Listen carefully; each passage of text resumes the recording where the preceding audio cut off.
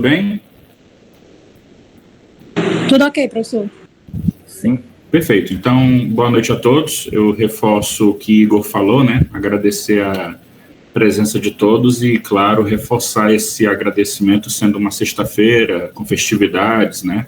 E vocês aqui para assistir um pouquinho, escutar um pouquinho sobre farmacologia. Então, meu nome é Irissandro, eu sou professor dos módulos, né, em que temos farmacologia e fisiologia na Faculdade de Medicina. Eu vejo que tem alguns aqui que não são da UFCA, então é um prazer, bem-vindos, e espero contribuir da melhor forma para os que já viram o assunto, né, um reforço, uma revisão, para os que ainda não viram, uma prévia para que tenham interesse e queiram aprofundar. Eu queria fazer num sistema que vocês ficassem bem à vontade para, à medida que a gente for conversando, vocês podem perguntar, questionar, se tiverem alguma dúvida em algum ponto específico, fiquem bem à vontade, não deixem a dúvida para final, né? Então podem colocar no chat ou então interromper mesmo, que a gente tenta fazer a discussão na hora que a dúvida aparecer, certo? Então, sem mais delongas, eu vou iniciar aqui a nossa discussão. Deixa eu só colocar aqui, pronto. A gente vai trabalhar hoje um tema amplo, né? A farmacologia, tradicionalmente, ela tem esses dois pilares para qualquer aula que vocês assistam. A gente sempre vai falar da farmacocinética e sempre vai falar da farmacodinâmica. Para um encontro que vai acontecer numa sexta-feira, eu tentei compilar um pouco e deixar só os tópicos mais importantes para otimizar o nosso debate, mas é um assunto que tem muito mais pano para manga. A gente poderia delongar, inclusive fazer 2 encontros, um só sobre farmacocinética e um só sobre farmacodinâmica. Eu coloquei aqui como conceito introdutório, né, os livros de farmacologia de uma forma geral, eles conceituam farmacocinética como tudo que o organismo faz sobre o medicamento, né? Então, você toma um fármaco, tradicionalmente o teu corpo vai promover algumas reações em cima desse medicamento.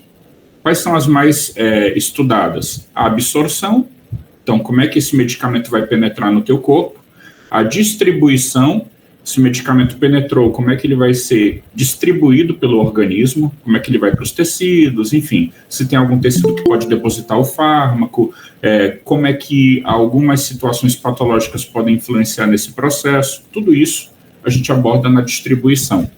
Temos um terceiro pilar, que é a biotransformação.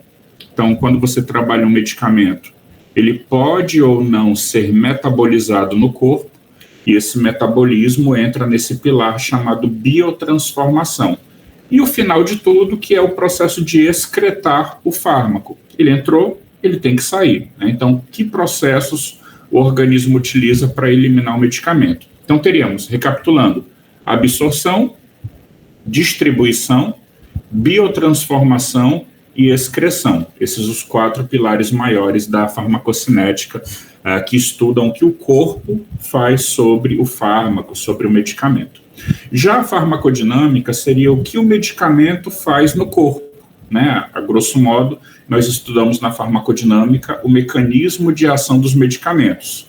E aí o conceito maior que a gente faz aqui é receptor, né? Para que o medicamento atue, tradicionalmente, não é obrigatório, né? Tem algumas exceções, mas tradicionalmente o medicamento tem que se ligar em um alvo, e esse alvo, tradicionalmente, é um receptor farmacológico. E aí a gente conceitua o que é receptor, como um fármaco interage com esse receptor, que esse receptor vai fazer num determinado tecido, são as ações que o medicamento promove. Como consequência de um mecanismo de ação que você entenda, você vai poder prever as ações farmacológicas, que é tudo que o medicamento vai promover no corpo, independente de ser bom ou de ser ruim. Então, o medicamento vai reduzir a temperatura corporal, é uma ação farmacológica benéfica, mas ele pode fazer também uma alteração de pressão arterial de forma que você fique hipotenso. Isso pode ser também caracterizado, ação farmacológica, mas prejudicial para o organismo, né? Tudo que ele faz, a priori, você vai tentar correlacionar com o mecanismo de ação. Algumas ações são independentes do mecanismo, mas a maioria é decorrente do mecanismo. E aí, qual o link que a gente quer fazer aqui com vocês? Por que a gente tem essa proposta hoje de fazer os 2 temas ao mesmo tempo? Para que um fármaco atue, para que ele consiga chegar no receptor de forma adequada, ele tem que fazer a farmacocinética primeiro. Então, a gente até desmembra, né, nas disciplinas, como se fossem assuntos independentes, mas não são. Quando você trabalha a farmacocinética, você tem um entendimento de como é que o medicamento vai chegar no corpo, como é que o medicamento vai chegar no alvo e quando ele chegar, como ele vai chegar em termos de concentração, de quantidade. E aí, se ele chegar corretamente, ele vai promover um efeito adequado. Não adianta você saber todo o mecanismo de ação do fármaco, qual o receptor que ele liga, como é que ele altera a sinalização, se quando ele chega para ser administrado, você administra da forma errada. Então, todo aquele conhecimento do mecanismo que está lindo na teoria, ele não vai funcionar porque você fez uma administração incorreta do medicamento. E aí a farmacocinética não foi feita da forma correta. Então, eles são muito ligados, né? A farmacocinética e a farmacodinâmica são muito interligadas para que uma ocorra, a farmacodinâmica, a farmacocinética tem que ser respeitada, tá? Gente, qualquer coisa, por favor, deem um feedback, fiquem à vontade, tá? Essa imagem retrata um pouco do que eu estava dizendo para vocês. Você tem o que nós chamamos de dose do fármaco. Eu não sei se está muito pequeno para vocês, mas depois a gente pode ver, né, Igor, se eles têm acesso ao material, não sei como é que vai ser trabalhado. Mas aqui eu tenho a dose, essa dose pode variar, nós temos uma chamada janela terapêutica, quando você está trabalhando a clínica do medicamento. Ele tem uma faixa de doses que pode ser administrada, tendo uma dose mínima e uma dose máxima, em que você pode intervalar ali, né, dentro daquela janela, qual dose que você vai prescrever de acordo com o perfil do paciente. Quando você aplica esse medicamento nessa dose pré-estabelecida, você vai ter a chamada entrada do fármaco, que é o que nós chamamos de absorção. Esse medicamento vai precisar ser absorvido, e a gente lembra que nem sempre é necessário, mas a maioria dos medicamentos, para fazer efeito, tem que entrar no corpo, né? Então você vai fazer a absorção, e a concentração que o remédio vai obter na corrente sanguínea vai depender de como é que foi essa absorção. E é aqui que entra um problema clássico no Brasil. O Brasil é um país que tem como cultura a automedicação.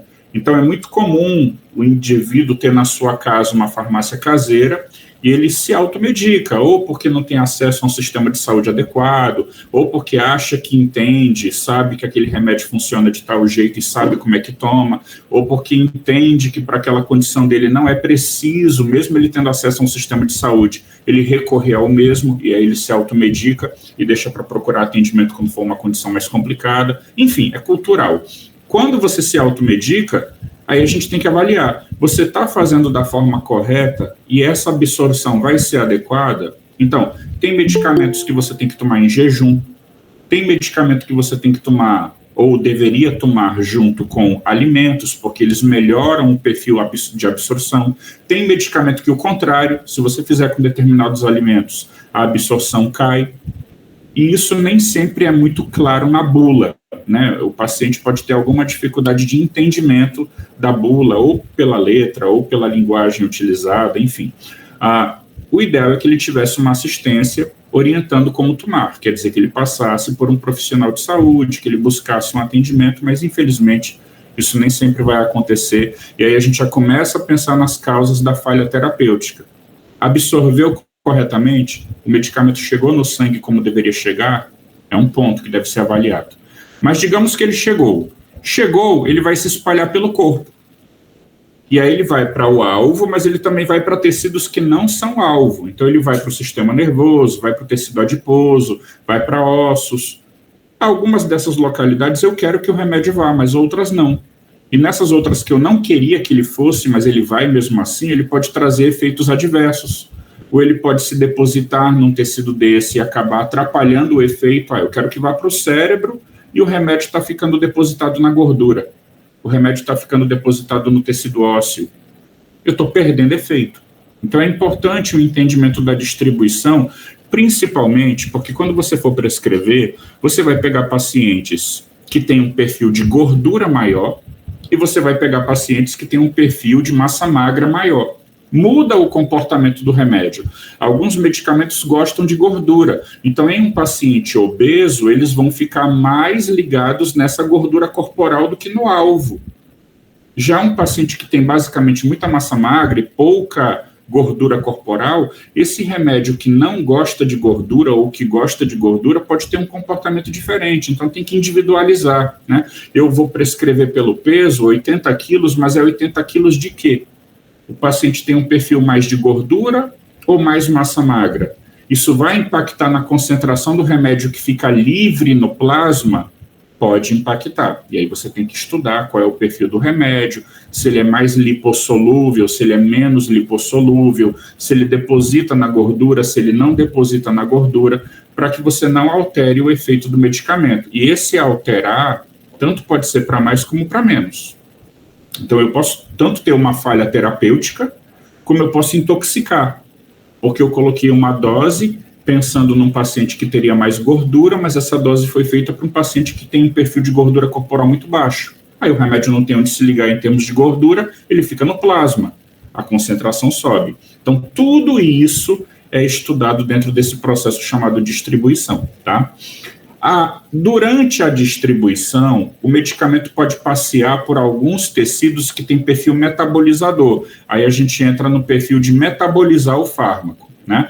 O principal local de metabolização é óbvio, é o fígado, mas eu tenho também como metabolizar na suprarrenal, eu posso metabolizar no trato respiratório, eu posso metabolizar medicamento no próprio plasma, colinesterases plasmáticas, por exemplo, que quebram alguns relaxantes musculares. Eu posso metabolizar o medicamento nos rins, como é o caso do imipenem, para quem já trabalhou antibiótico terapia, né? Sabe que o imipenem tem um metabolismo renal, por isso ele vem com aquela cilastatina, que é um inibidor desse metabolismo. Quer dizer, eu tenho um perfil bem amplo, mas normalmente nas aulas de farmacocinética o foco é o fígado, porque ele é o órgão maior, é o órgão principal na biotransformação dos medicamentos. E durante essa biotransformação você também está fazendo o quê? A excreção, que é a saída do fármaco. Que, de novo, eu tenho várias possibilidades, então ele pode sair no leite materno, ele pode sair na saliva, no ar expirado, no suor, na lágrima, mas a principal via para eliminar o fármaco é a urina.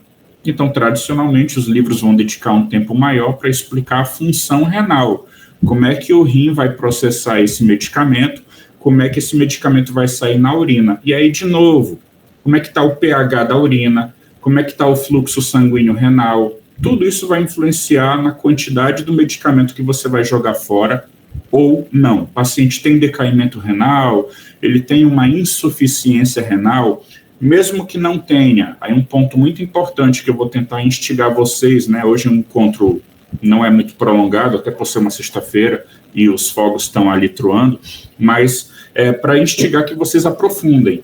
A partir dos 40 anos, nós já temos um decaimento natural do número de néfrons. Então, eu posso ser o idoso mais saudável. Eu tenho um decaimento renal natural da idade.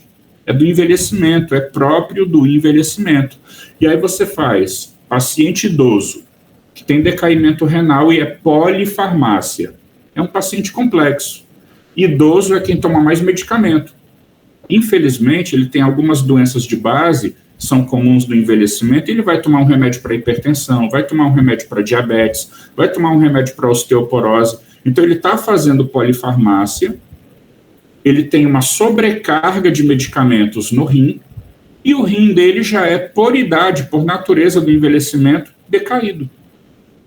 Então, isso vai impactar numa maior chance de interações, de alterações na excreção do medicamento, num possível acúmulo desse fármaco no plasma e, consequentemente, numa possível toxicidade que apareça. Então, essa parte de farmacologia geriátrica, que é uma falha nossa, né? Pelo menos na nossa graduação em área básica, nós não trabalhamos especificamente isso, a gente faz a farmacologia geral. Se você tiver a oportunidade de aprofundar em algum momento da sua vida acadêmica a farmacologia geriátrica, especificamente como trabalhar a farmacologia no idoso, que é quem mais precisa, é quem mais você vai medicar, e é um paciente que tem um perfil diferente de um adulto jovem. Daí os livros eles vão muito para o adulto jovem, para o paciente ideal, onde você faz um ensaio clínico, e o idoso não é esse perfil, ele tem um perfil bem diferenciado. E aí quando você junta todos esses pontos, você tem o quê? A farmacocinética. E aí o somatório de tudo isso vai te dar uma concentração do fármaco no alvo. O que absorveu e, ao mesmo tempo, desse que foi absorvido, o que chegou lá, porque o resto foi distribuído para outros tecidos, o que a biotransformação tirou, o que já foi excretado. Quando você compila tudo isso, você tem a concentração plasmática do medicamento no alvo, né? A concentração no tecido alvo, que aí depende do remédio, qual vai ser. E aí, estudando tudo isso, você constrói uma curva cinética e você, em cima dessa curva, vai padronizar a posologia. É aí que eu vou dizer de quantas em quantas horas o remédio vai ser tomado. Ter todo esse conhecimento do perfil cinético do medicamento. Aí eu consigo prever, é de 8 em 8 horas, é de 12 em 12 horas, é uma vez por dia, é uma vez por semana.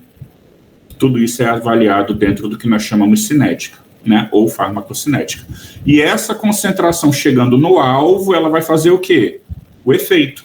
Então vejam que para ter efeito, eu tive que trabalhar toda a farmacocinética primeiro, para que eu tenha uma concentração adequada do medicamento se ligando no receptor. Essa concentração adequada, se ligando no receptor, e aí você tendo o efeito decorrente da interação do fármaco com o receptor, é o que nós chamamos de farmacodinâmica. Então, a farmacodinâmica é a ponte, né? Eu fiz toda a farmacocinética para chegar nela. E aí, quando eu tenho o fármaco, possivelmente numa concentração adequada, chegando no receptor, eu vou ter essa interação e isso vai promover o efeito. E esse efeito eu vou traduzir como resposta clínica, que pode ser terapêutica, ou se chegar em excesso, pode ser toxicidade, que é um outro braço. Eu não sei, eu não estou vendo os participantes, mas talvez tenha alguém da Liga de Tóxico também. É um outro braço importante da farmaco, né? Você trabalhar a toxicologia dos medicamentos. O medicamento pode intoxicar de acordo com o mau uso, né? Então, se você não faz dentro de uma posologia adequada, ou se você não respeita os aspectos farmacocinéticos, a concentração dele pode ser maior do que a ideal. E sendo maior, você começa a entrar em toxicologia de medicamento, a farmacotoxicologia, que a gente também deveria estudar mais, mas por limitações do tempo, né, acaba que a gente foca muito na farmacologia tradicional, e aí quando vocês pegarem um paciente intoxicado com um paracetamol, com um diazepam da vida, como é que fica? Onde é que a gente estudou esse material? Como é que a gente faz a desintoxicação ou o tratamento dessa intoxicação? Tem antídoto específico, né? Então, paracetamol, vou trabalhar acetilcisteína, diazepam, eu tenho flumazenil. É interessante que a gente aprenda sobre isso. Quais as manifestações dessa toxicidade e, naqueles casos em que você tem antídoto, que não são todos, como é que você vai reverter essa toxicidade? Grupo, por enquanto tudo bem? Alguma dúvida, alguma questão? Seguimos? A internet está ok?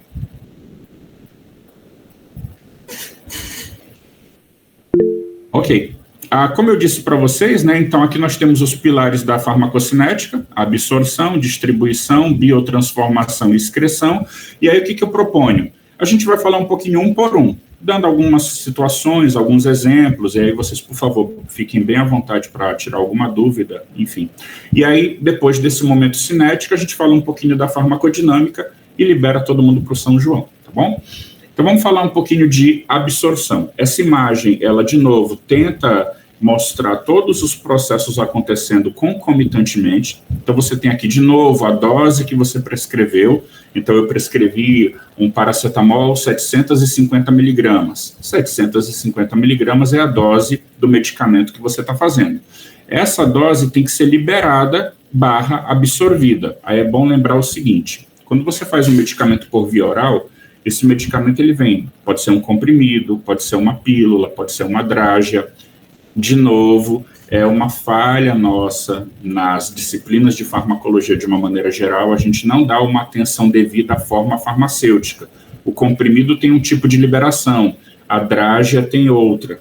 Tipo, se você pegar um comprimido, mesmo sendo comprimido, pode ser um comprimido de liberação rápida ou um comprimido de liberação prolongada, são coisas diferentes. Então, cada perfil desse vai te dar uma absorção A, B, C. E isso depende do que o prescritor quer. Você quer uma absorção mais rápida, para um efeito mais imediato? Você quer trabalhar um medicamento com efeito de pico rápido e que dure pouco, ou você quer um medicamento que vai entrando aos poucos, que tem um perfil de platô, que o paciente não precisa tomar a cada 4 horas, ele toma 1 por dia.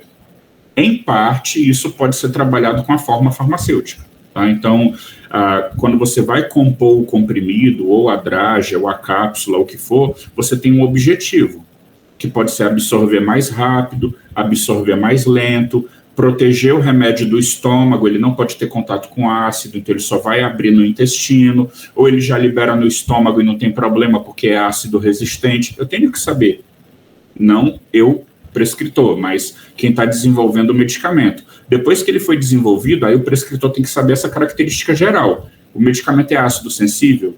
Eu posso partir o remédio? Como é que eu vou orientar o paciente? Ele pode, eu tenho uma drágia, eu quero cortar no meio porque é difícil engolir aquela drágia inteira. Ou é um paciente pediátrico, eu não vou tacar um bicho daquele tamanho que o menino engasga. Então eu posso quebrar, posso colocar o pozinho no suco de laranja? Depende da característica do fármaco, né? Isso é fácil da gente pesquisar, mas é 1 a 1. Aí tem que individualizar porque tem medicamento de todo tipo. Aí você liberou, da feita que você liberou aquela apresentação, que era uma forma sólida, por exemplo, um comprimido, ele tem que dissolver.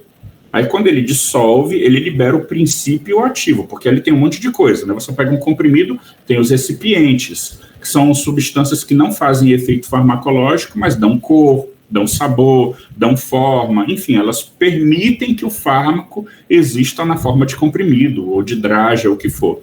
Quando você abre aquilo, que é o tempo de dissolução, que você pode programar para ser mais rápido ou mais lento, você libera o princípio ativo. E aí esse princípio ativo vai ser absorvido. O que é o princípio ativo do remédio? É o componente farmacologicamente ativo.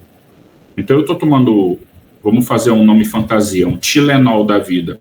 Naquele comprimido de 750 miligramas, você tem um paracetamol, que é o princípio ativo, é ele que faz o efeito, mas tem outras coisas, talco farmacêutico, glicerina, óxido de zinco, o que for. Eles são, no coletivo, né, substâncias que apenas estão ali para auxiliar na absorção do princípio ativo, na estabilização. São adjuvantes, mas não vão fazer efeito farmacológico, tá? Mas são fundamentais para que o princípio ativo seja absorvido de forma correta, né? Aí você está absorvendo e você vai ter no plasma uma dupla situação. Quando o medicamento é absorvido, ele pode ficar numa forma livre, totalmente solta, ou ele pode ficar ligado em proteína plasmática.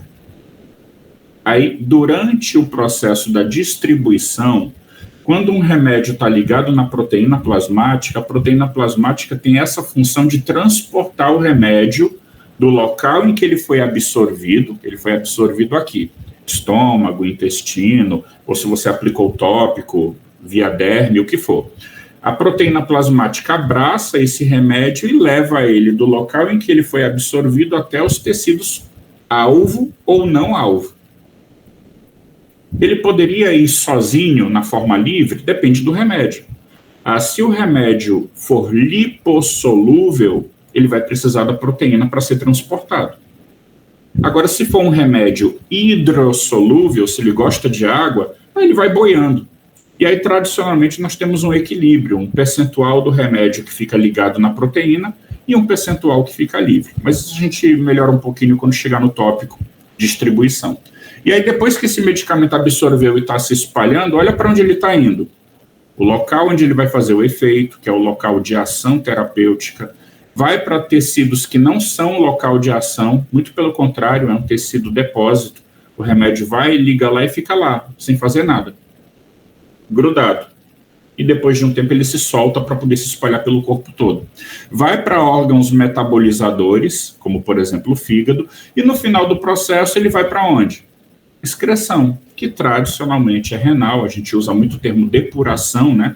Então, a depuração hepática, a depuração renal, a depuração pulmonar, é como aquele órgão está limpando o corpo daquele fármaco, como o corpo está limpando aquela droga, reduzindo a concentração plasmática dela, como você está eliminando aquele medicamento. Então, é uma imagem muito interessante porque ela coloca toda a perspectiva da cinética ao mesmo tempo. Então, eu tenho ainda medicamento sendo absorvido e eu já tenho medicamento sendo excretado ao mesmo tempo.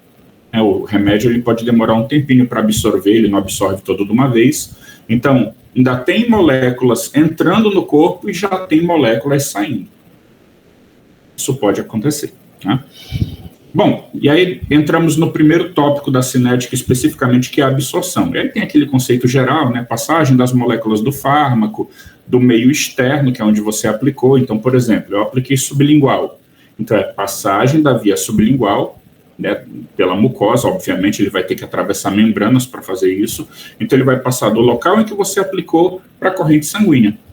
Simples assim. Então, apliquei sublingual, ele vai ser absorvido por esses capilares, riquíssimos, inclusive, que a gente tem sublingual, cai na corrente sanguínea e faz um efeito rápido. Apliquei oral, ele vai absorver ou no estômago, ou lá no intestino, passando pelos enterócitos, enfim. Você vai estudar de acordo com a via de administração. E aí, quais são os fatores que podem alterar o processo de absorção? Primeiro, lipossolubilidade. Quanto mais lipossolúvel for o medicamento, aí são dogmas, né, regras gerais da farmacologia. Quanto mais lipo, melhor a absorção. Você tem que lembrar que para um medicamento ser absorvido, ele tem que passar por membranas biológicas, tá? E essas membranas celulares, elas são basicamente fosfolipídios. Então, quando você tem uma membrana fosfolipídica, o medicamento sendo lipossolúvel, ele absorve melhor. É uma regra geral, tá? E aí eu posso usar sinônimos. O medicamento tem que estar lipo, ou tem que estar na forma não ionizada, ou tem que estar apolar. Lipossolúvel, sem cargas, não iônico, ou apolar. Quanto mais a molécula tiver nessa forma, melhor a sua absorção, tá? A via de administração, óbvio que influencia. Se eu aplico um remédio por via oral, eu tenho vários sítios de perda. O remédio pode se perder porque é destruído no suco gástrico, ele pode se perder na variação de pH do estômago para o intestino, ele pode se perder porque a microbiota intestinal, as bactérias que você tem no intestino, podem metabolizar o remédio. Ele pode se perder porque você faz interação medicamento-alimento, você fez um medicamento e tomou um suco ou fez uma refeição, pode interferir na absorção do remédio, pode interferir o fato de você ter diarreia, pode interferir o fato de você ter um esvaziamento gástrico mais rápido ou mais lento. Por exemplo, eu fiz uma panelada, comi uma panelada, o estômago trava. Ele vai passar horas com aquilo. Eu faço uma refeição leve, o estômago esvazia rápido. E muda completamente o tempo que o remédio que você tomou junto vai ficar no estômago. Então, tem vários sítios de perda. É a mais usada, a via oral, porque é mais cômoda. Tradicionalmente, preparar um comprimido é mais barato do que preparar uma apresentação injetável. Então, é uma via muito utilizada pela população, mas ela tem essas limitações. A absorção do remédio é muito influenciada pela via de administração que você vai escolher.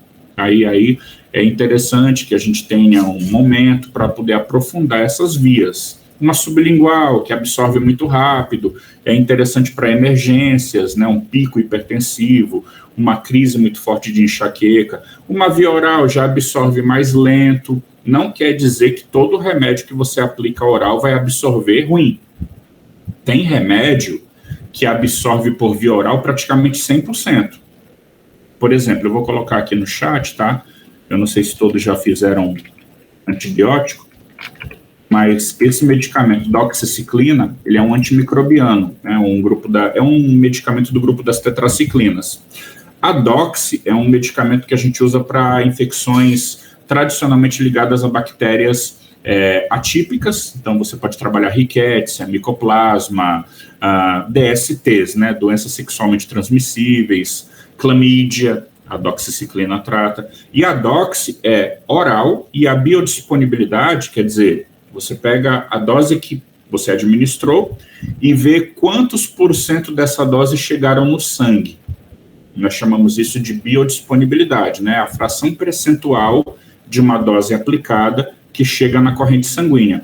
Para a doxi, essa biodisponibilidade beira os 99%. Ou seja, do que você toma, praticamente tudo vai para o sangue. Ela é muito bem absorvida e alimento não interfere. Então, você vê que é uma propriedade do remédio. Agora, vamos pegar a irmã dela, que é a tetraciclina. A tetraciclina é um medicamento mais antigo, tem um espectro um pouco menor. a biodisponibilidade da tetraciclina, mesmo que você faça tudo certo, é na faixa de 30%. Quer dizer, você tomou aquele comprimidozinho de tetraciclina em jejum, tudo correto, ela vai entrar em torno de 30% da dose que você aplicou, 33%. E se você fizer com alimento, piora, absorve menos. Então eu não posso tomar tetraciclina com leite, eu não posso tomar tetraciclina com queijo, eu não posso tomar tetraciclina com alimentos que tenham cálcio, magnésio. Então você vai restringir um monte de coisa. É melhor você colocar em jejum para padronizar. Então tem essa variabilidade, tá? Mas tem remédio que mesmo sendo oral, a absorção é excelente. E uma coisa que tem que ficar bem clara, mesmo quando você pegar um livro e pegar lá, a biodisponibilidade do remédio é 3%, 5%, 10%. Se ele foi padronizado para ser usado pela via oral, é porque aquela concentração é suficiente. Então, aquela biodisponibilidade está ok. Você não tem que se preocupar com isso, você tem que se preocupar em não piorar. Ele já absorve pouco, então não faça com que essa absorção seja menor ainda, colocando um alimento, colocando uma outra substância que interfira, tá? E nem sempre absorver pouco significa falha. Tem medicamento que não é para absorver. Então, se você vai tomar um mebendazol da vida, que é um antihelmíntico, um medicamento que você vai usar para tratar aqueles helmintos intestinais, ascaris, ancilóstomo, você não quer que esse remédio absorva.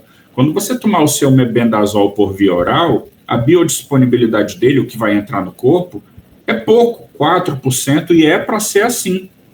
Porque no corpo ele não vai fazer efeito. Ele vai fazer efeito passeando pelo intestino, pegando ascaris, pegando o ancilóstomo, matando e soltando eles para eles saírem nas fezes.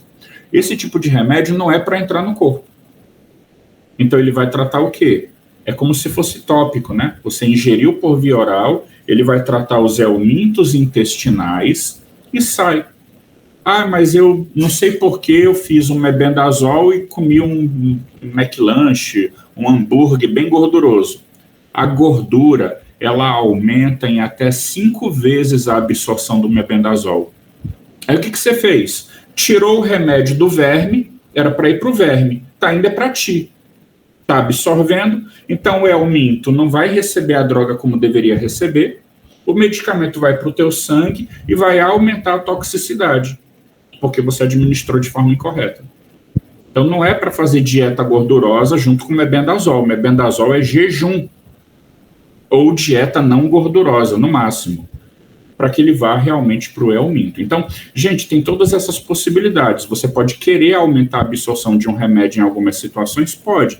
Mas, normalmente, como ele está previsto em bula, ele já está na forma adequada. Não precisa interferir. O ideal é que você não interfira muito para não prejudicar o efeito previsto do medicamento, né? Bom, pH do meio. Esse pH do meio a gente vê muito nos vapers, né?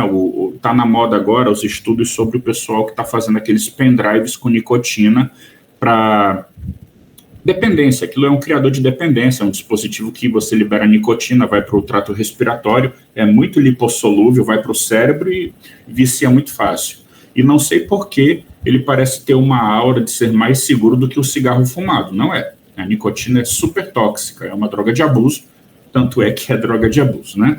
O que acontece com o vapor? Muito parecido com o que acontece com o cigarro tradicional. Você pega a substância que tem atividade farmacológica, que é a nicotina, é uma substância que é absorvida de maneira ideal em ambiente básico, ela absorve melhor quando o meio em que ela está é básico, e aí no vapor você coloca alcalinizadores para quando a substância é tragada, quando você fuma aquilo, vai a nicotina e alcalinizadores volatilizados. Aí quando esses substratos chegam no alvéolo, eles deixam o meio mais alcalino e a nicotina absorve melhor. Você potencializa a absorção da droga. Se você pegar as apreensões que são feitas na Polícia Federal para cocaína, você manda analisar a composição química dessa cocaína, tem o cloridrato de cocaína, se for o pó, né? Tem o crack, a pedra, se for a base livre, mas aumentou a basicidade, né? Aumentou a alcalinização do meio, absorve mais. Então eles colocam a cocaína e na mistura você vai encontrar bicarbonato, que eles colocam tanto para render, né, você não vende cocaína pura para o usuário, você vende um percentual pequeno de cocaína com um monte de coisa misturada ali para render a droga e para o traficante enricar mais. Então, um desses misturadores é bicarbonato, para fazer volume, mas também para potencializar o efeito da cocaína, porque ele alcaliniza o meio. Então, o pH do meio influencia muito. E aí um problema que nós temos hoje, que é geral, muitas pessoas se automedicam com inibidor de bomba de prótons. Hoje é normal o cidadão tomar omeprazol, pantoprazol, esomeprazol, lansoprazol como automedicação. E aí, quando você toma um medicamento desse, ele destrói as bombas de prótons, ele não deixa você produzir ácido, teu estômago fica neutro. Se um remédio foi formulado para encontrar um estômago ácido e ele encontra um estômago neutro, vai interferir na absorção. Eu não sei se para mais ou para menos, depende do remédio. Pode ter um remédio que é até melhor absorvido nessa situação, porque ele gosta de um meio mais neutro para básico. Mas aqueles medicamentos que preferem o ácido podem ter dificuldade, podem ter a sua absorção reduzida. Então, vejam que tem muita coisa interessante para a gente poder trabalhar, né? O problema realmente é que nosso vai ser o tempo, mas é para instigar vocês a importância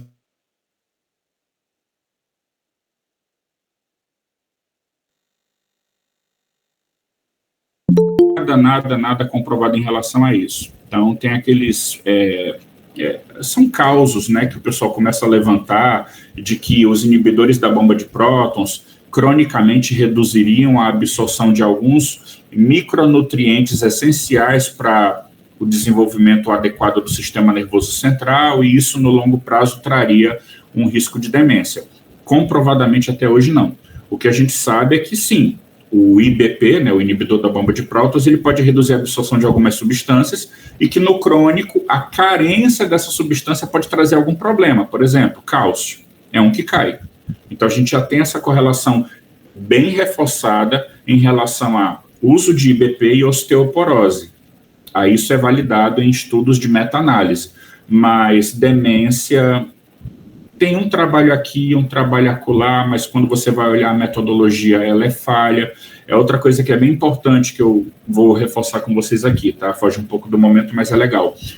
Seria muito interessante que a gente tivesse em todas as faculdades alguma disciplina bem interessante ligada à literatura científica, né? Como entender um artigo, como saber se um artigo é mais ou menos confiável. Infelizmente, hoje a gente tem que publicar de todo jeito e quando a gente publica, nem sempre o trabalho está sendo publicado numa revista ok, né? A metodologia do trabalho pode não ser uma metodologia conclusiva, então pode ser um estudo observacional, pode não ser uma meta-análise.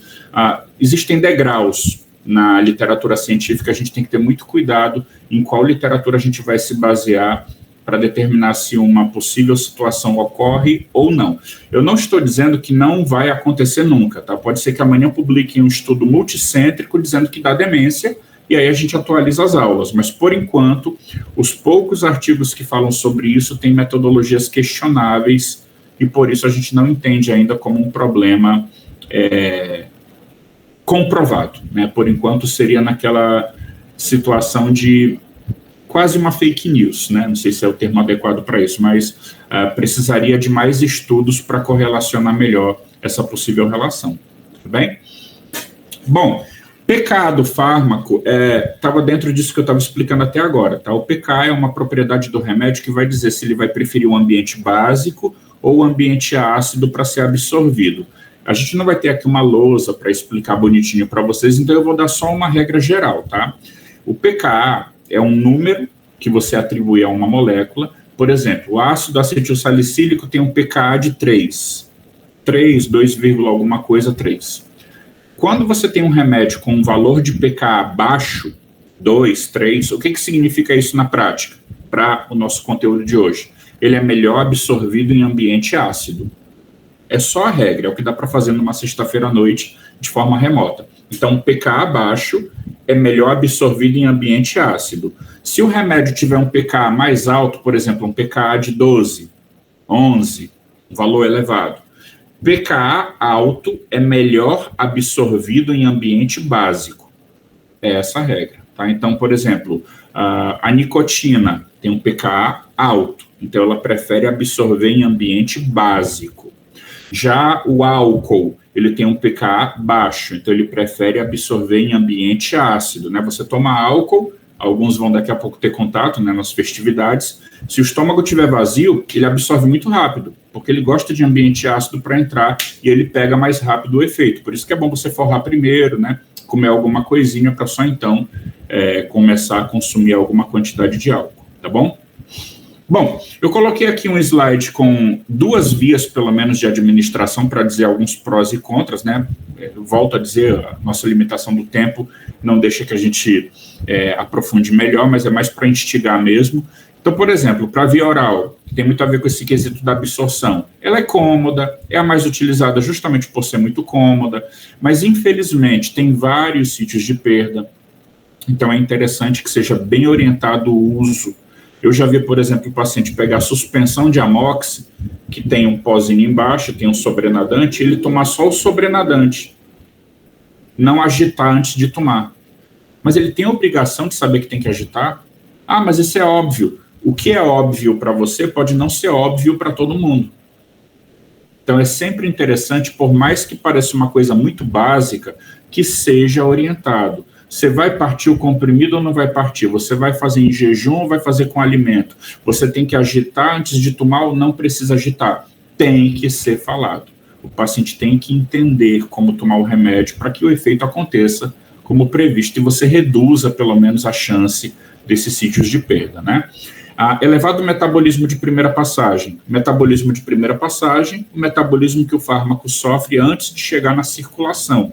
Exemplo, você tomou um medicamento oral, ele vai passar pelo fígado e do fígado ele vai para o sistêmico. Nessa hora que ele está passando no fígado, ele pode ser metabolizado. Aí eu vou chamar esse metabolismo de primeira passagem, porque é o medicamento passando ali pela primeira vez, antes de cair na circulação. O medicamento pode ser metabolizado pelas bactérias que estão no intestino. Nesse caso, ele é metabolizado antes de absorver. Ele nem foi absorvido ainda e as bactérias já estão quebrando. É metabolismo de primeira passagem. Então, foi metabolizado antes de acessar a circulação sistêmica, metabolismo de primeira passagem. Como é que eu evito isso? Por exemplo, se eu pegar um comprimido e colocar sublingual, ele absorve direto e cai no coração. Ele não passa por metabolismo de primeira passagem.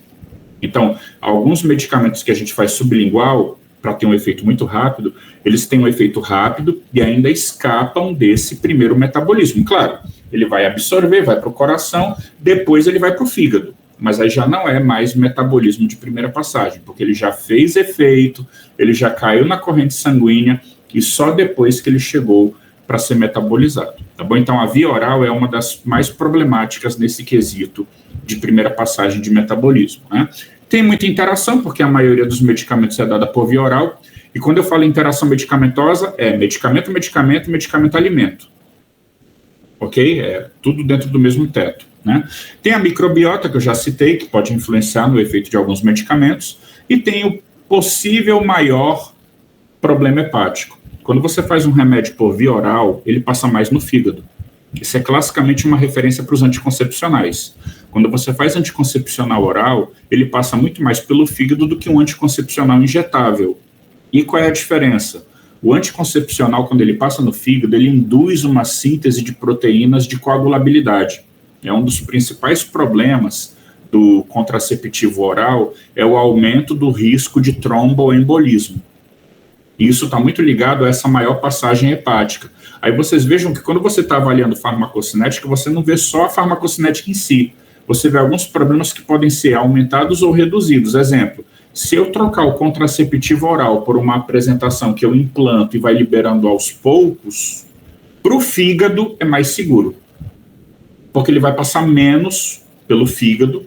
O oral, ele passa todo no fígado. O que você implantou, ele vai sendo liberado aos poucos na circulação sistêmica e uma fração vai para o fígado aos poucos. Então, essa possível sobrecarga hepática de induzir muito a síntese de fatores de coagulação e outras coisas, com o oral é maior com outras apresentações do contraceptivo que não sejam orais, é menor. Tá? Então, a via oral tem aí esses prós e contras gerais, né?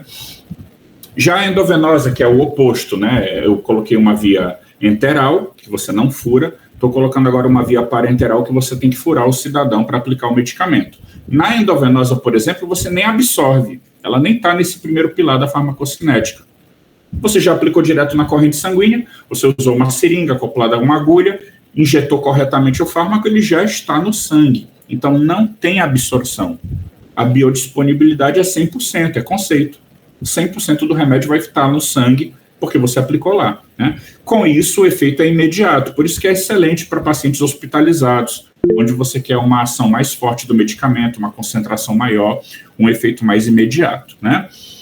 Em relação ao metabolismo de primeira passagem, quando se utiliza o ipratrópio ou um antagonista beta-2, onde seria o metabolismo de primeira passagem? Pois é, quando você faz um medicamento que é nebulizado, Ione, ele não sofre isso. Né? No caso do IPRA, por exemplo, ele já é um fármaco iônico. Então você vai inalar, ele não absorve, certo? Ele vai até o trato respiratório, faz a broncodilatação e você solta no ar. Ele não é...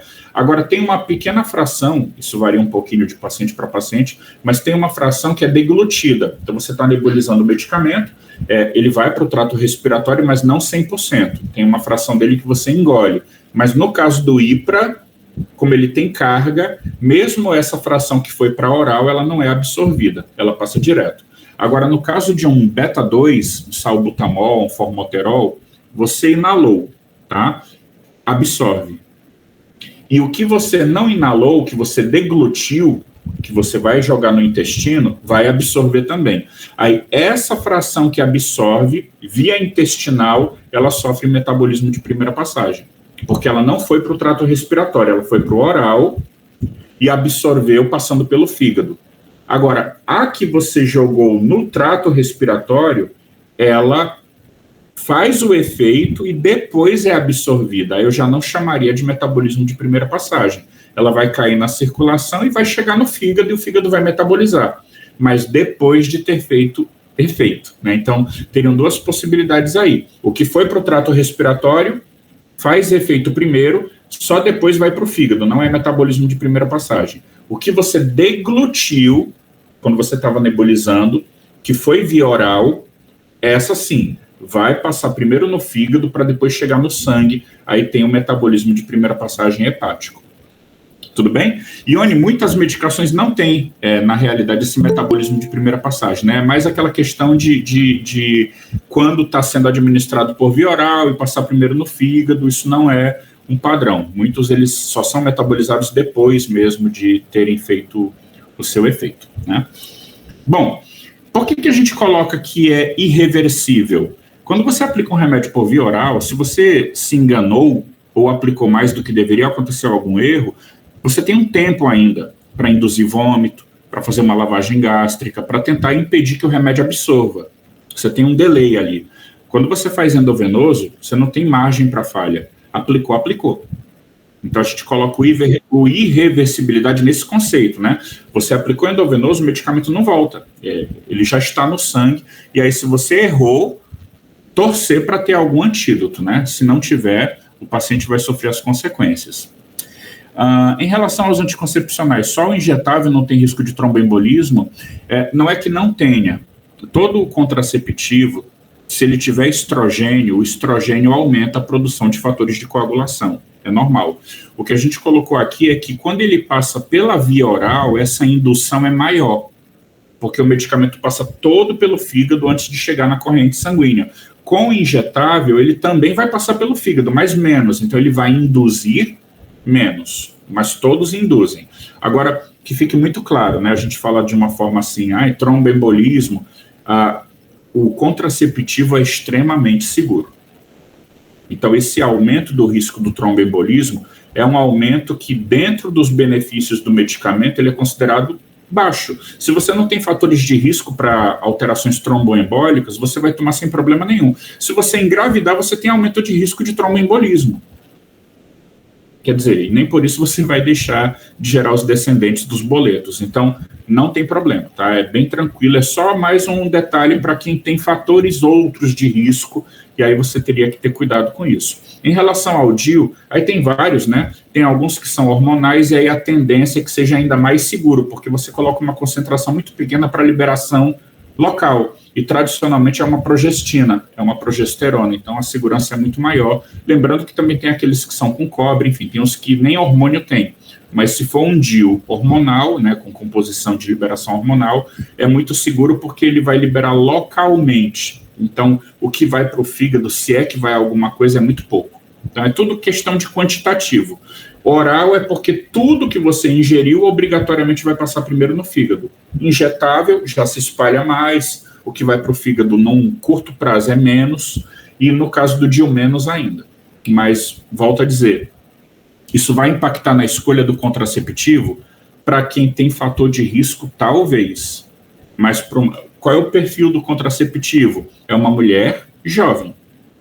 Então, paciente jovem dificilmente vai ter fator de risco. Então, quando tiver, você avalia, mas não tendo, é um dos medicamentos mais seguros do mercado porque ele é usado para uma situação que não é doença, né? O principal uso é evitar a gravidez.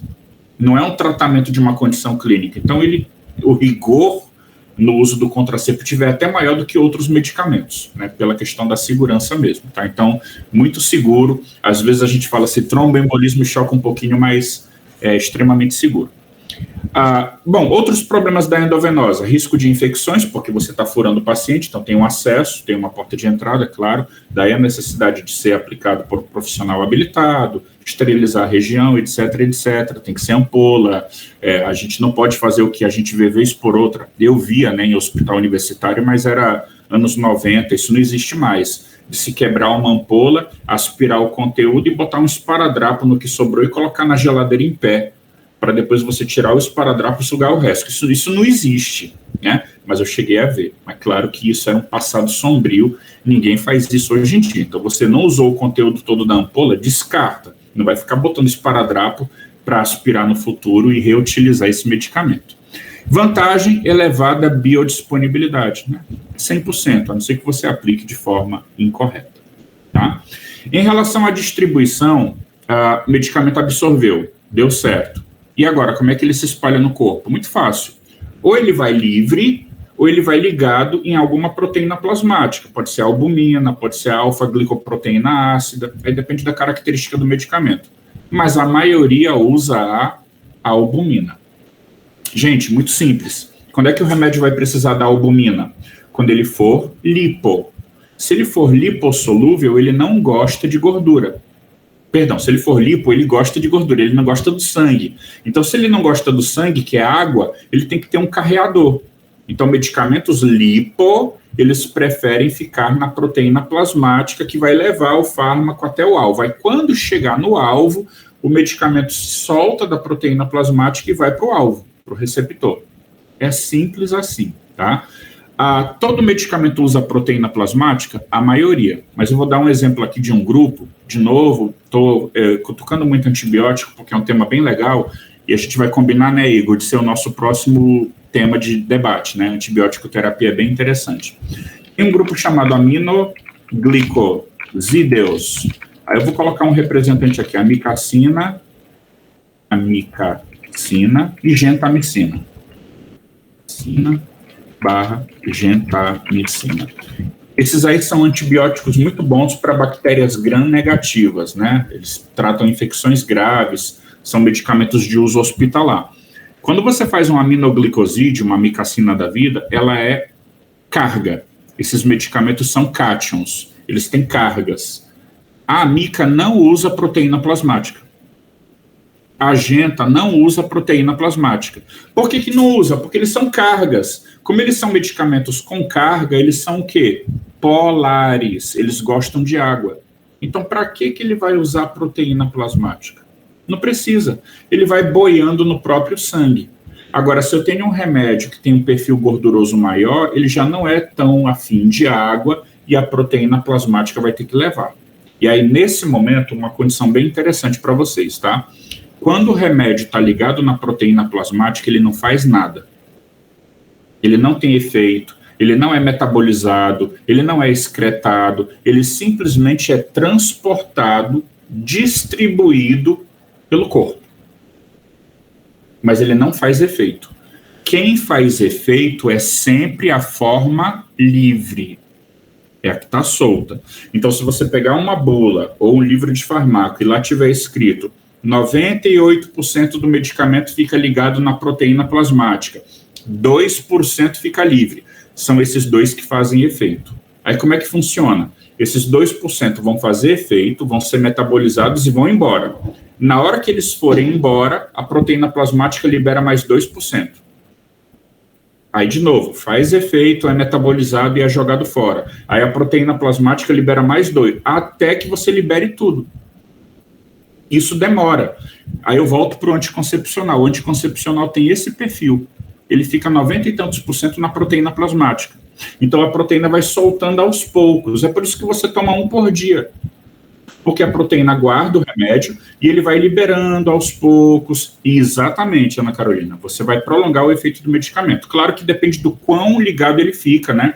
Tem ligações mais fortes, outras são mais fracas. Então, tem alguns medicamentos que, mesmo tendo uma elevada ligação, eles são eliminados rápidos, porque a ligação é muito fraca e o metabolismo é muito rápido.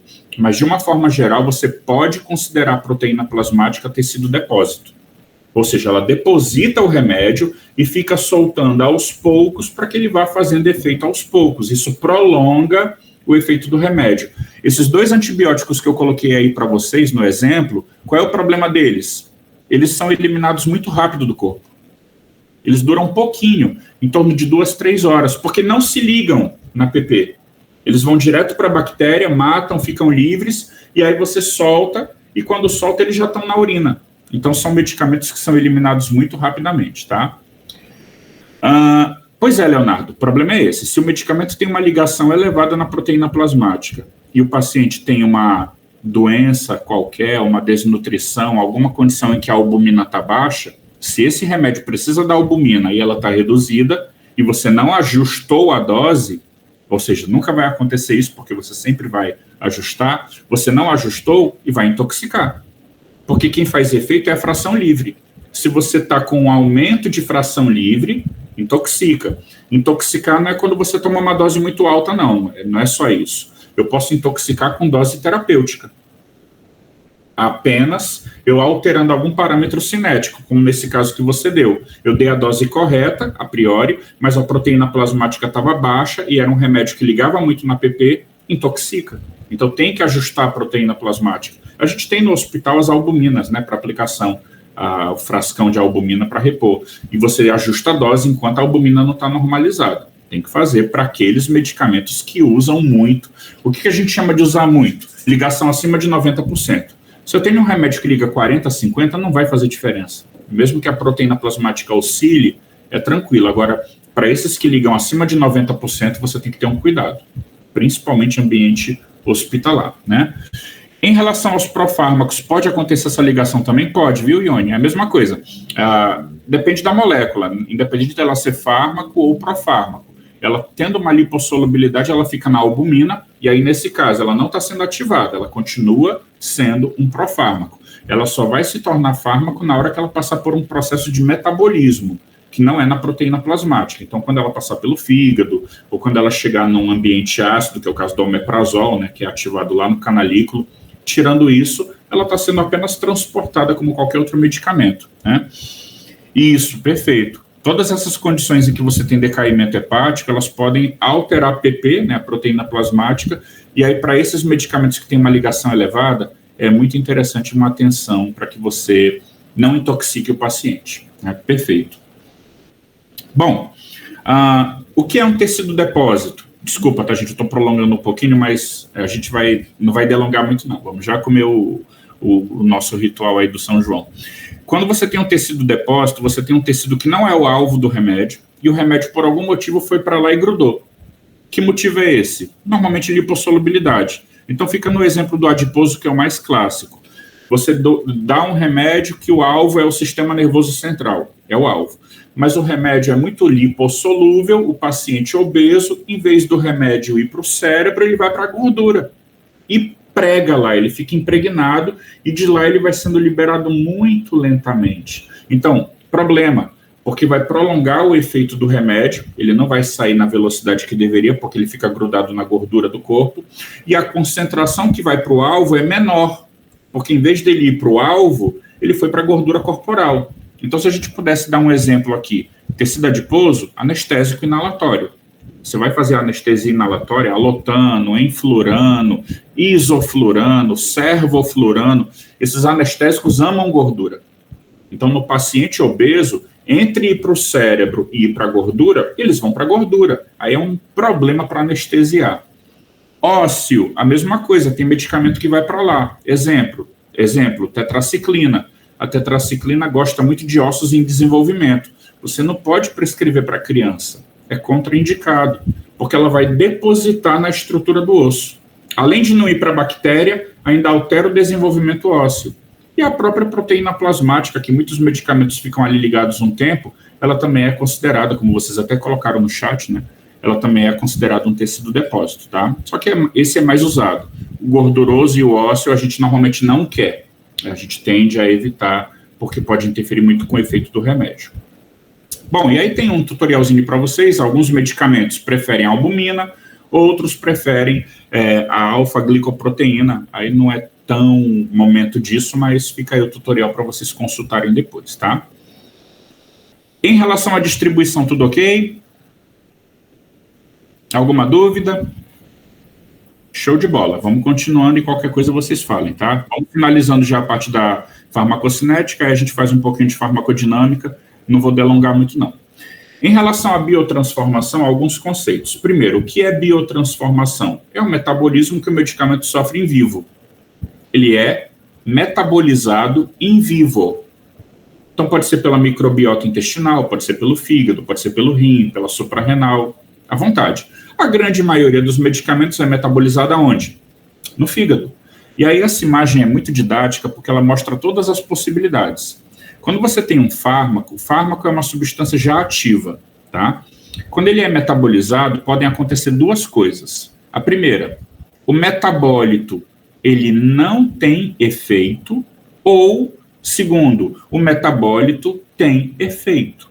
Então, quando você metabolizar um medicamento que já entra no corpo fazendo o efeito, ele já é ativo, ele já é fármaco, e o fígado começa a metabolizar essa molécula, os produtos formados podem ser chamados de metabólitos ativos, porque eles mantêm efeito, e metabólitos inativos, quando eles não fazem efeito.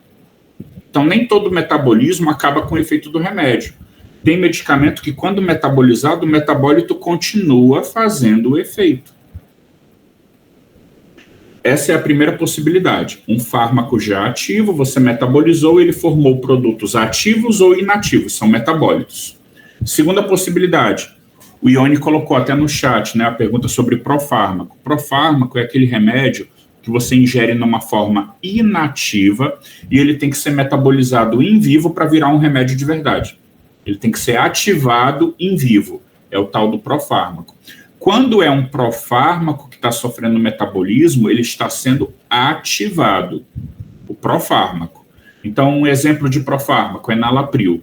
Enalapril é um medicamento antihipertensivo. Você tomou enalapril, ele não faz nada. Ele tem que passar no fígado, o fígado tem que transformar ele em enalaprilato, que é quem faz efeito. Vou até colocar aqui no chat, né, um nomezinho show, enalaprilato. Esse é o substrato ativo. Enalapril, não. O enalapril é profármaco. Então, ele tem que passar pelo fígado, o fígado transforma. Então, eu estou ativando na biotransformação. Por que eu estou fazendo esse tutorial? Porque muitas pessoas pensam biotransformação é só para acabar com o efeito do remédio. Não é. Biotransformação tanto pode inativar, como pode ativar, ou como pode manter o efeito. Depende da situação. É um remédio e o metabólito é ativo. Manteve. É um remédio e o metabólito inativo, inativou. É um profármaco que fez o fármaco, ativou. Então, o objetivo do fígado, quando ele está biotransformando, não é inativar. Qual é o objetivo do fígado? É tornar a molécula mais hidrossolúvel. Por que você quer fazer hidro para o medicamento? Para que ele possa sair nos líquidos corporais, para ele poder sair na urina, no suor, na saliva, no leite materno, na lágrima. Então, o objetivo da biotransformação não é inativar ou ativar, é tornar o remédio mais solúvel em água. E aí, durante esse processo, ele pode ou ganhar efeito, ou perder efeito, ou manter efeito, dependendo das situações que a gente colocou aqui. E como é que eu faço essa biotransformação no fígado? No fígado eu tenho duas reações clássicas, que a gente chama fase 1 e fase 2. A fase 1 é você pegar a molécula do medicamento e colocar um grupamento que aumente a sua hidrossolubilidade, né? A gente pode colocar nessa imagem aqui a representação. Eu posso colocar uma hidroxila no ácido acetilsalicílico. Está aqui ele, né, aspirina. Aí eu coloquei uma hidroxila. O que é essa hidroxila? É um grupamento que aumenta a hidrossolubilidade do remédio. Quer dizer, essa molécula aqui, ela gosta menos de água, e quando ela fica com essa hidroxila, ela passa a gostar mais de água. Isso é o que nós chamamos fase 1. Já a fase 2 é você pegar a molécula do medicamento e conjugar com uma outra molécula, que essa sim já é fã de água. Nós chamamos de conjugação. Tá aqui, ó. Eu peguei a aspirina e, em vez de colocar só um grupamentozinho, uma maquiagem, eu coloquei foi uma outra molécula que ama água. E essa outra molécula vai arrastar a aspirina. É você, eu não gosto de São João, aí vem uma outra molécula e me arrasta para eu ser obrigado a curtir o São João. Eu vou nem que eu não queira, porque essa outra molécula aqui ama São João e vai me levar junto. Isso é a conjugação, tá? Então, a gente coloca normalmente nessa conjugação uma molécula chamada ácido glicurônico. Por isso, o processo é chamado glicuronidação, né? É o ácido glicurônico que é utilizado como substrato padrão. E quem é que faz essas reações? O fígado. No caso da fase 1, nós utilizamos uma família de enzimas chamada citocromo P450, que eu adoraria aprofundar, mas não dá hoje, tá? Mas é uma família, tem as subdivisões, tem vários tipos de citocromo. Alguns medicamentos são metabolizados por uma família A, outra pela família B. Daria para fazer mesmo um trabalho só sobre isso, uma apresentação só sobre citocromo, porque é bem bonito. Mas a gente coloca aqui só a informação geral. Uma família de enzimas localizadas lá no retículo endoplasmático do hepatócito, que fazem essa biotransformação da fase 1. Fase 2 são classicamente enzimas citoplasmáticas, outras, né, e são várias, mas que não pertencem ao eixo do citocromo P450, tá? Eu já falei desses órgãos metabolizadores, já falei do metabolismo de primeira passagem, citei o que é o citocromo, já pedindo desculpa por não aprofundar pelo horário, mas coloco aqui só como novidade desse slide o tal do processo enterohepático. Vamos lá. Anticoncepcional de novo, que é um exemplo bem interessante. A mulher faz o contraceptivo oral. Esse contraceptivo, quando ele está sendo absorvido, ele vai para o fígado. Na hora que ele está passando pelo fígado, o fígado conjuga o anticoncepcional com ácido glicurônico, ou seja, ele está metabolizando, joga esse remédio na vesícula biliar e via bile ele volta para o intestino. Então, olha o caminho.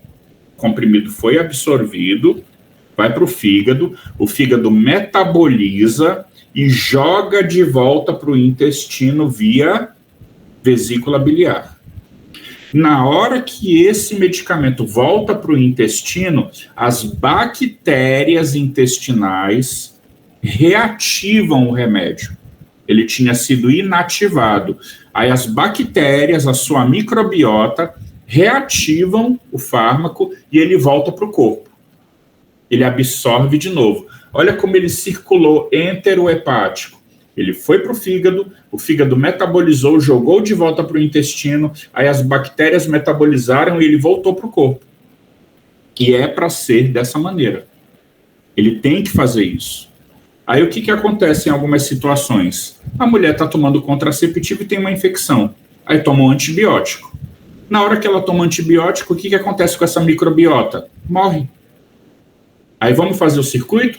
O anticoncepcional vai para o fígado inativa, joga de volta para o intestino, e agora? Cadê a bactéria? Não tem. Você tomou um antibiótico, o anticoncepcional passa direto. Sai nas fezes. Aí você vai ter evento adverso, que é o menino. Vai ter gravidez. Você vai ter um risco de falha terapêutica. Ai, mulher, eu engravidei. Mulher, não acredito. Mulher foi. Mulher, tu tomava anticoncepcional? Mulher tomava. Pesquisa. Vê se não teve alguma coisinha sendo realizada de forma incorreta. Uma das possibilidades, uso de antimicrobiano. Alteração de microbiota. Alterou microbiota, o paciente pode ter uma redução na eficácia do anticoncepcional. Tá? Agora, quanto vai ser, se vai acontecer ou não, aí, claro, depende do tempo que ela tomou o antimicrobiano, qual era o antimicrobiano, qual era a concentração do contraceptivo, né? São muitas variáveis. Não, Ione, é uma porcentagem bem pequena. Eu não sei te dizer exatamente quantos por cento, mas não chega nem perto de 20%, não. 80% passam direto, 20% em torno disso você metaboliza, no caso do anticoncepcional, né? Isso varia de medicamento para medicamento. Mas é um percentual que, assim, você vai na bula do contraceptivo e tem lá, eficácia, 99,9%. E isso é se ele sofrer a recirculação enterohepática como é previsto. Na hora que ele não sofre, não é que ele vai perder efeitos, né? Ele continua com uma eficácia alta, mas vai ser menos do que 99,9%. Aí você está abrindo margem para ele falhar. E acredito eu, não é o objetivo da paciente se ela está tomando contraceptivo. Então tem que ter muito cuidado com isso, né? E aí a bula mesmo orienta, depois de tantos dias do término do antimicrobiano, você já pode voltar a confiar no contraceptivo, ou para algumas apresentações você confia direto. Isso vai de contraceptivo para contraceptivo, tá? No caso do repositor, ele vai impedir essa falha, né? Porque quando você bota um repositor de microbiota junto com o antimicrobiano, o repositor está repovoando com aquelas bactérias o que o antibiótico tirou, e aí, teoricamente, o contraceptivo não seria prejudicado. Então, o antibiótico prejudica, o repositor ele vai até ajudar a diminuir esse risco. E uma coisa bem importante também, que a gente pode levantar aqui, Raimundo, quando você altera a microbiota, uma das consequências é diarreia. Então, mesmo que você não interferisse com a circulação enterohepática, porque a bactéria morreu, né, digamos que isso não influenciasse. Como alterou a microbiota e o paciente pode desenvolver diarreia, a diarreia influenciaria na própria absorção do remédio. Então, de uma forma ou de outra, tem algum impacto. Por isso que os repositores são interessantes, porque eles impedem ou reduzem o risco dessa diarreia, porque você está matando as bactérias de um lado, mas está repovoando do outro. Isso ajuda muito. Muitos fazem, inclusive na pediatria agora, né, a reposição de microbiota para reduzir essas diarreias que podem acontecer decorrentes do uso do antibiótico, principalmente por via oral, né? Bom, ok. Fatores que influenciam nesse processo de biotransformação. Gente, o citocromo, ele tem uma velocidade padrão, mas ela pode ser acelerada e ela pode ser reduzida. Quem acelera nós chamamos de indutor enzimático. Quem reduz é inibidor, tá? Pode, tá, Luiz? Mas como eu disse, depende muito da apresentação do contraceptivo. Alguns são formulados de tal forma que mesmo com alterações de microbiota ou outras, né, o impacto é bem menor, tá? Então, mesmo que ele dependa muito, ainda assim a redução não reduz, mas ele tem uma eficácia tão grande que isso dificilmente vai gerar um problema. Mas é aquilo, na farmacologia a gente tem que trabalhar sempre com redução de risco. Então, se eu tenho um risco de engravidar de 0,01% com contraceptivo, o que significa isso? Mesmo você fazendo tudo certo, você pode engravidar. Não é 100%. Mesmo você fazendo tudo certo. Então, se você tiver qualquer alteração fisiopatológica que gere uma possível redução da biodisponibilidade do remédio, no caso da via oral, isso pode se impactar numa falha terapêutica. Se vai acontecer ou não, mas que está reduzindo a eficácia, está reduzindo a eficácia. Mas eu volto a dizer, tradicionalmente é uma redução pequena, né? Bem pequena. Bom, então eu estava falando dos indutores e dos inibidores. O indutor é um remédio ou droga ou alimento que acelera o fígado. O inibidor que freia. Vamos dar um exemplo bem básico. Indutor, álcool. Se você consome álcool de maneira repetida, o álcool acelera o fígado. Outros medicamentos que você esteja tomando junto com álcool vão ter o seu metabolismo acelerado. Isso pode impactar no quê? O remédio era para durar X horas e vai durar menos porque foi metabolizado mais rápido. Eu vou de novo no anticoncepcional. Aí faço contraceptivo e faço álcool. O álcool acelera o fígado, metaboliza o contraceptivo mais rápido, a eficácia do contraceptivo pode cair. Agora vamos para um outro exemplo, inibidor. Inibidor, a gente tem alguns medicamentos até para úlcera, né? A ranitidina é um fármaco antiulcerogênico que reduz o metabolismo, mas já é o contrário. O fígado está mais lento, se ele está mais lento, pode acumular o substrato que você tomou junto com a ranitidina. Vou colocar o nome dela aqui, que é um medicamento que hoje em dia já não é tão utilizado como os IBPs, né? Mas ainda está no mercado. É bem interessante. Ranitidina. Trata a úlcera também, refluxo.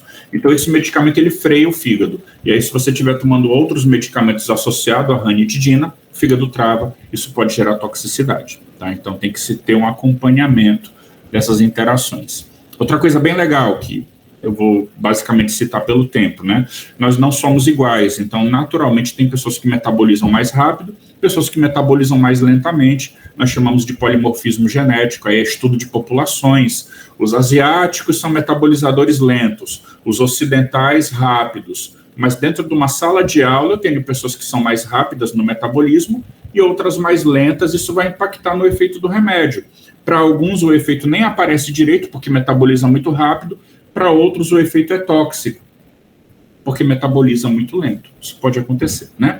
Os extremos de idade, você sempre vai trabalhar com cuidado, né? O neonato praticamente não tem fígado, então tudo que você aplica acumula nele. E o idoso, coitado, o fígado também já meio que deu o que tinha que dar. Então ele tem uma tendência de metabolizar mais lento ou de metabolizar menos intensamente alguns medicamentos, aí eles acumulam, aumenta a toxicidade. Tem que ter cuidado com isso, né? Microbiota, já falamos muito sobre ela hoje, e alimento. O alimento, ele também pode acelerar o metabolismo ou ele pode frear, né? Exemplo, alimentos defumados, grelhados, eles aceleram o fígado. Então, é uma frase estranha que eu vou dizer agora, mas um alimento grelhado pode fazer a mulher engravidar. Estranho isso. Mas é porque o grelhado, ele faz o fígado trabalhar mais rápido, e trabalhando mais rápido, reduz a eficácia do contraceptivo. Ok? Gente, tudo bem? Tranquilo, né? Estou finalizando, tá? O último processo farmacocinético é a excreção. Você já fez tudo, agora tem que jogar fora. Para jogar fora, eliminar o medicamento do corpo, você usa preferencialmente o rim, né? Então, a gente tem aqui várias possibilidades, tá? Mas a via mais utilizada é a via renal, ok? Para eliminar, você usa o néfron. E aí, bem básico, tá? Ou o medicamento é filtrado, aí a gente não vai ter tempo de fazer isso aqui, mas teria que ter uma aula sobre o que é néfron, o que é filtração glomerular, quais são as camadas do filtro. Isso é um assunto lindo, mas não dá para a gente fazer agora, tá? Mas eu vou colocar só os pontos. O medicamento, ele é filtrado, e para ele ser filtrado, preferencialmente ele tem que estar como? Gostando de água. Quanto mais hidro, melhor. Ele tem que sair do corpo, tá? Não pode estar ligado em proteína plasmática, que se ele estiver ligado, ele não filtra. Ele vai, bate e volta, ele não filtra. Ele só filtra na forma livre. Filtrou, ele vai embora. Possibilidades. Durante esse processo, ele foi filtrado e está dentro do néfron. Ele pode querer voltar para o corpo. Nós chamamos isso de reabsorção. A reabsorção é o retorno do remédio que já tinha sido filtrado. Isso acontece quando ele está na forma lipo. Se ele tiver lipossolúvel ainda, ele não sai na urina. Ele até filtra. Ele filtra, mas ele volta para o corpo, num processo chamado reabsorção. Então, quanto mais iônico tiver o remédio, quanto com mais cargas, mais gostando de água ele tiver, melhor para ele filtrar e excretar, sair mesmo do corpo. Se ele tiver ainda gorduroso, ele até consegue filtrar, mas ele volta num processo chamado reabsorção. Tá? Então tem que ter um cuidado com isso, mas é um processo interessante que aqui a gente só está mesmo pincelando pela questão do horário, tá? Para a gente poder finalizar, eu coloquei aqui só um tutorial rápido do que seria a farmacodinâmica, mas nem sonho a gente conseguiria resumir isso para uma atividade de pouco tempo, né? Aqui é só princípios gerais e colocar uns links para vocês aprofundarem, e a gente pode até ver a possibilidade de marcar um próximo encontro para focar mais na farmacodinâmica em si, né? Porque eu acredito acabou ficando um pouquinho denso. Então, farmacodinâmica é o efeito do medicamento, é como ele interage com o corpo, né? Para interagir, classicamente, ele se liga numa estrutura que nós chamamos receptor, e esse receptor, classicamente, é uma proteína transmembrana, ou seja, uma proteína que atravessa a membrana plasmática. Classicamente, se a gente representar o receptor como sendo essa caneta aqui, né, ele teria um sítio de ligação, que é onde o fármaco liga. Esse sítio fica na parte de fora da célula, aí ele atravessa a célula, e na parte de dentro da célula ele teria o que nós chamamos de sítio efetor, ou seja, o fármaco liga, essa proteína sofre uma alteração estrutural, conformacional, e o sítio efetor dá um comando para a célula. Célula, faça isso, faça aquilo. É o que nós chamamos receptor farmacológico clássico. Então, isso é muito importante que vocês tenham já uma base de fisiologia, porque vocês estudam muito receptor na fisiologia, né? Canal iônico, receptor nicotínico, receptores acoplados à proteína G, muscarínicos, adrenérgicos, receptores tirosina quinase, receptor da insulina, receptores nucleares, receptor dos hormônios esteroides. Isso é muito importante, tá? Mas é um assunto que demanda realmente um aprofundamento com mais calma, mais detalhado. Então, o receptor é essa estrutura em que o fármaco liga e promove efeito. Mas o fármaco pode se ligar em outras estruturas, que também são proteínas, mas que não fazem efeito. A gente viu há pouco na farmacocinética que o remédio podia se ligar na albumina e ser transportado pelo corpo.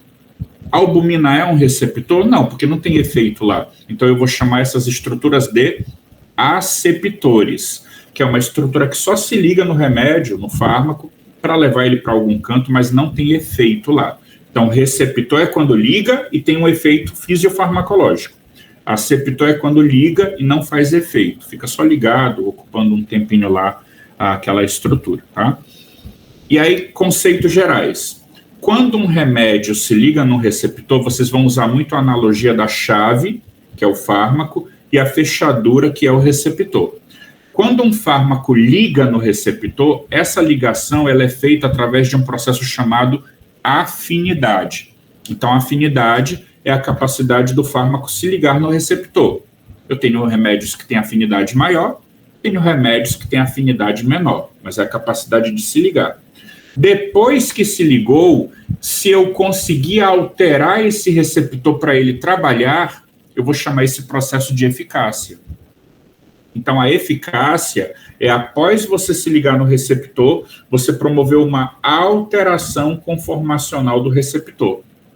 E aí tem medicamentos que fazem essa alteração máxima, aí eu chamo de agonista total. O agonista é aquele fármaco que se liga no receptor e altera a sua estrutura, ou seja, ele tem afinidade e ele tem eficácia.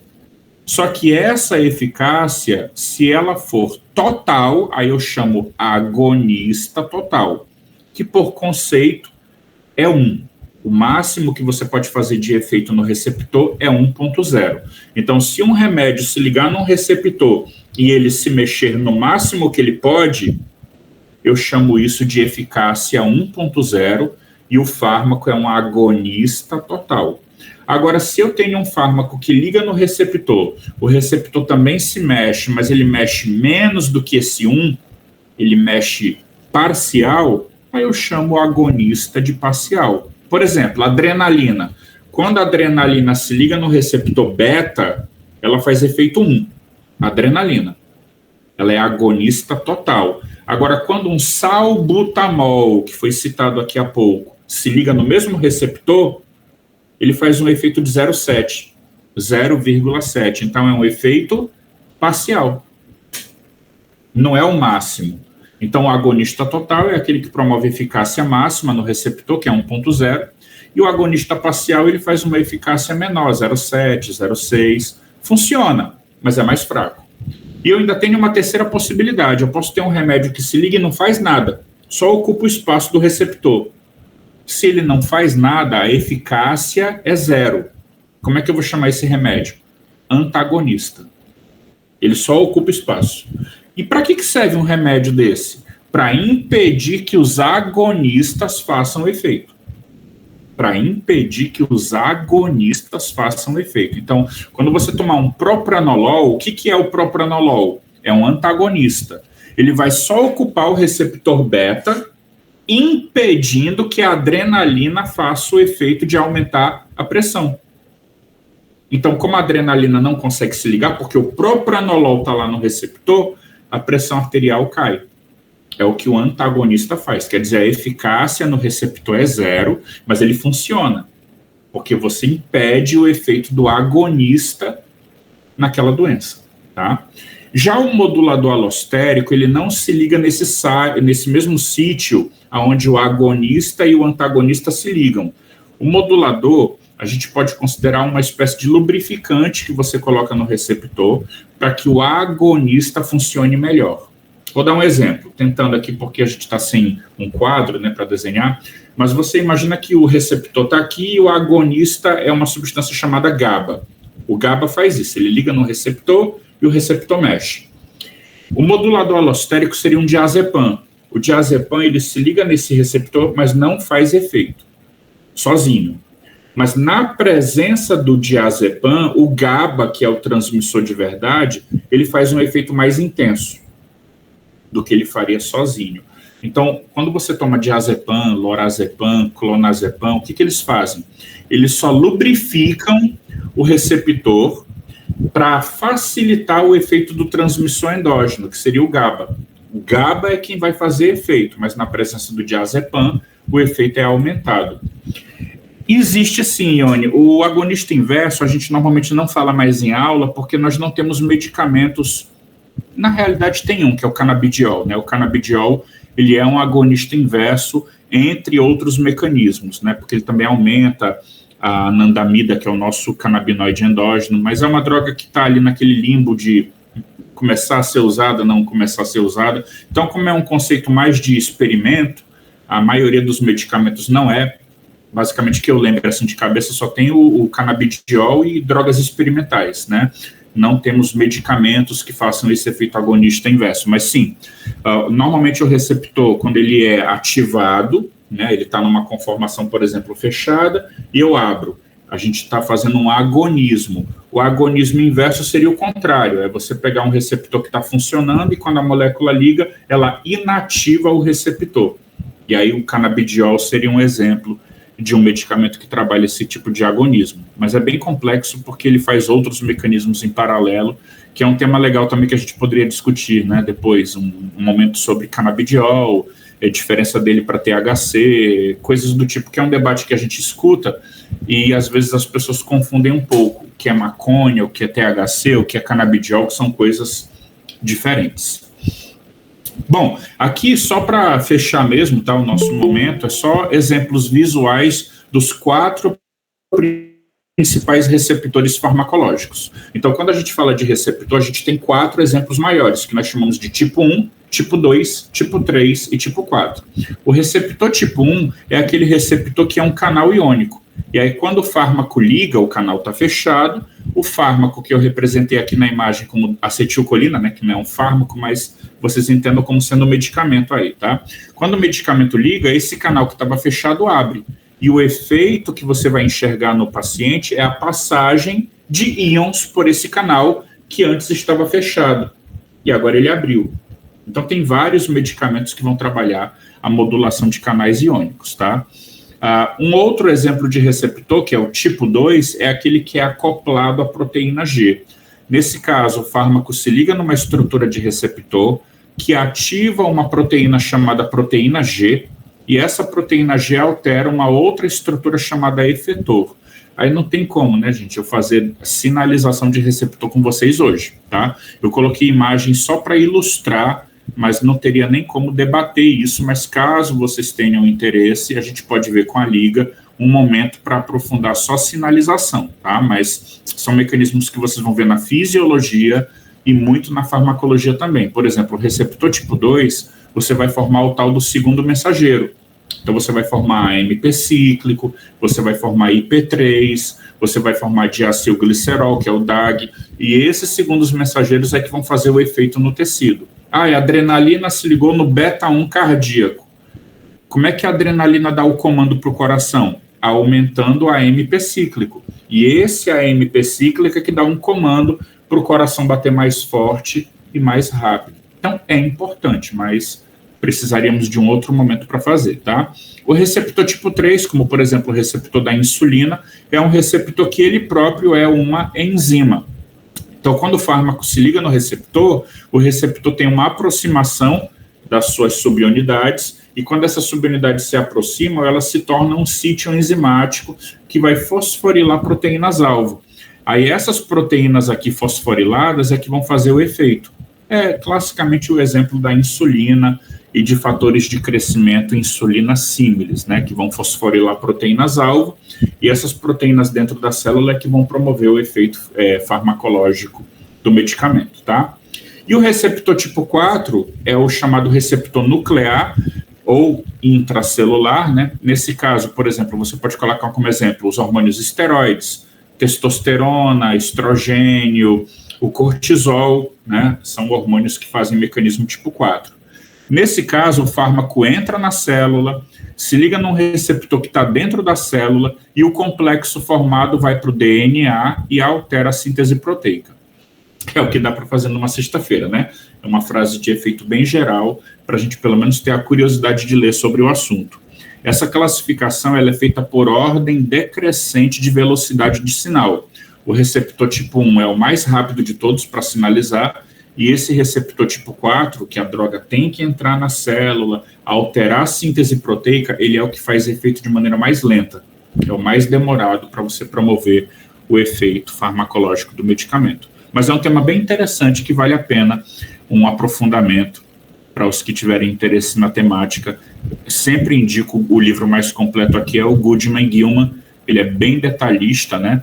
Tem um livro de bioquímica muito bom também, o Leninger, que também fala muito desses mecanismos de sinalização.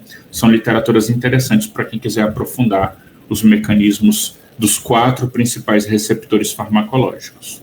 E aí, para a gente agora sim finalizar, eu coloquei só uns conceitos finais ligados à farmacodinâmica, que são, primeiro ponto, o número de receptores de um tecido ele não é fixo. Tá? O número de receptores ele pode variar para mais ou para menos, dependendo da intensidade do estímulo que você está dando com o remédio.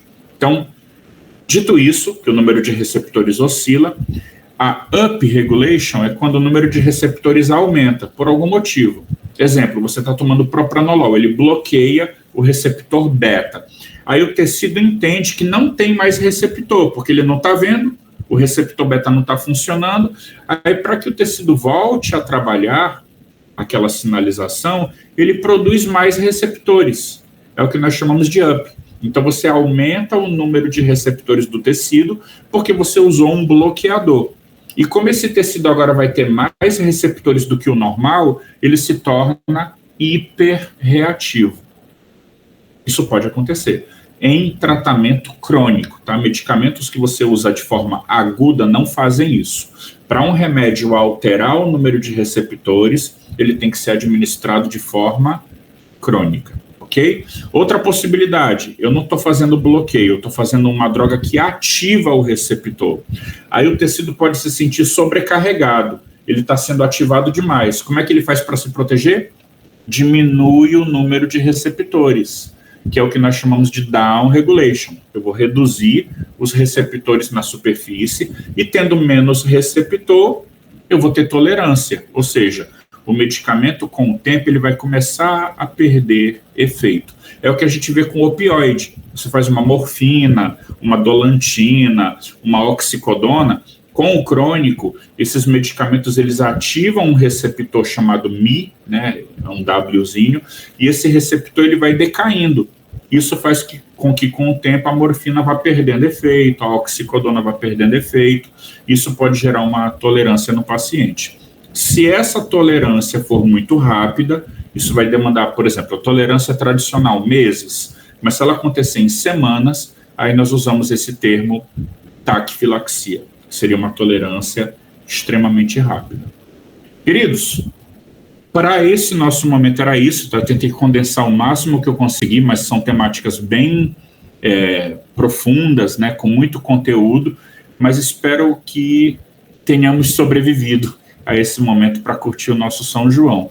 E aí, de antemão, eu já agradeço a paciência de todos que ficaram até agora, numa plena sexta-feira, fico extremamente feliz com o interesse farmacológico dos presentes, e caso tenhamos alguma dúvida, alguma questão, por favor, sou todo ouvidos, mas agradeço mais uma vez todos que estavam aqui conosco.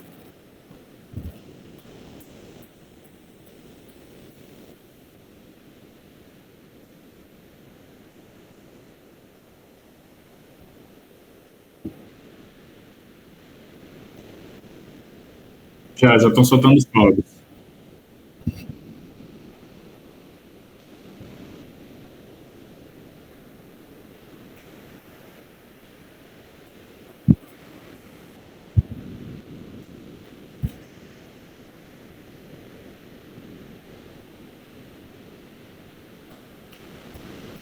Obrigado, gente. Boa noite. Um ótimo São João para todos. Foi ótimo.